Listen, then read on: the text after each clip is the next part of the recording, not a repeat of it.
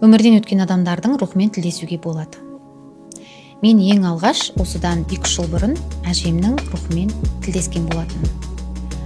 Менің бейсаналы түрде ішімде әже неге ерте өліп қалдың деген ренішім болған екен. Осы дүниеге әжем маған жауап берген.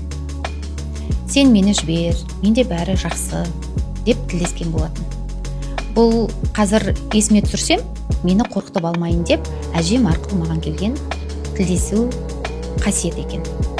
Осы оқиғадан кейін маған басқа да адамдардың әулетінен қайтыс болған адамдар өзінің туғандарына, туысқандарына айтқысы келген дүниесін мен арқылы айтқызып жатқан жағдайлар болды. Және кейбіреуінің жаны жай таппағандығын, ұрпағына осы дүниені жасашы деп арыздарында жеткізген болатын. Рухтардың сұраған дүниесін, тапсырған дүниесін жасағаннан кейін, біраз уақыттан кейін маған тағы да белгі келеді, жандары жай тапқандарын білдіртеді.